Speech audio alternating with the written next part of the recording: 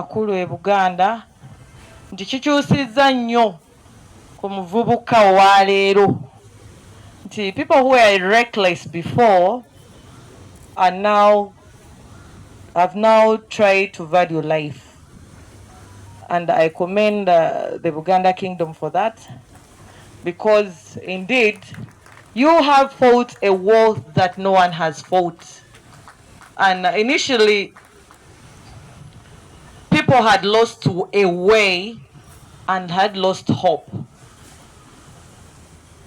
But fortunately, you guys created a way, and of which way we have all come as part of a dynamic team to ensure that it lives to its full expectation.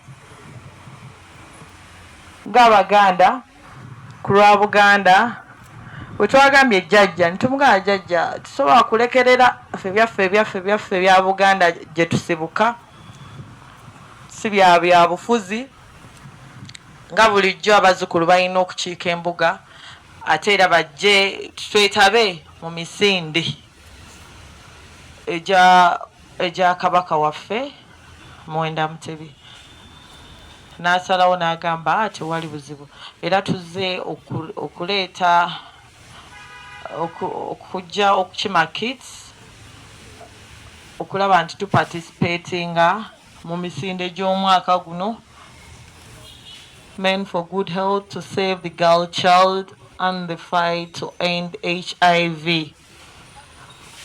HIV, yes,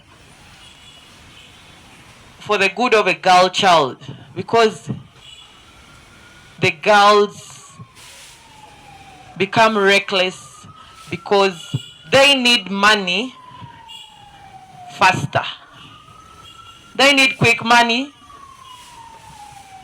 to become what we are not, and hence we find ourselves becoming a target.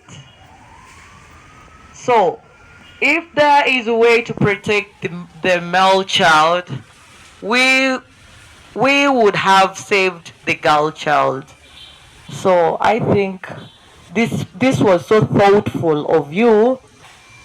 Nti abasajja be balinamu abaana ab'obuwala tetulinamu nnyo ate twagala okulivinga obulamu obutali bwaffe kati tutaasa eri ku mwana ow'obulenzi ba boys ne babeera nga bali safe, naffe no ba girls tubala safe.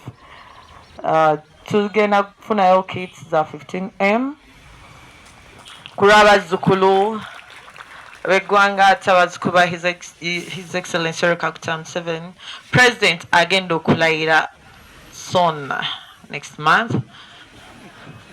Yeah, ate era tickets zino non necessary nti zaffe za office tugenda batuzi distributing eri abazzukulu ab'enjawulo abali in need, and those who feel like yes, it's our time to get part of the fight against HIV.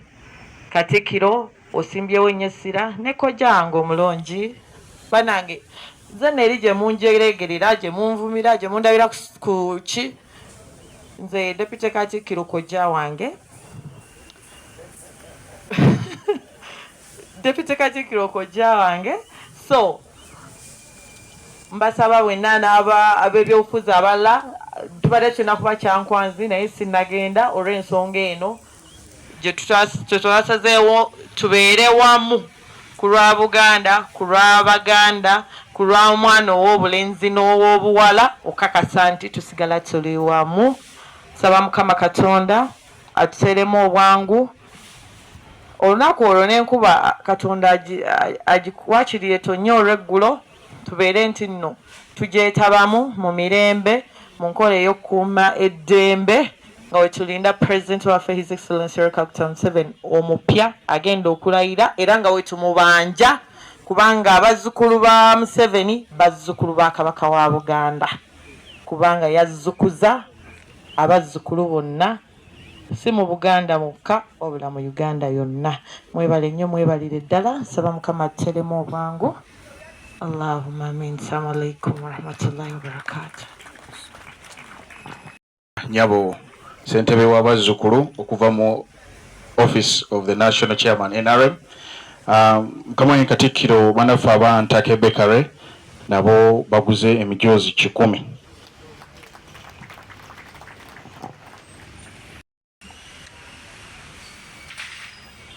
Ojja tutuusa okusiima kwaffe eri bekikwatako. Ewatali kuwannaanya njagala mweteeketeeke mwenna essaawa eno Kamalabyonna agenda kutuusa obubaka bwe gye tuli.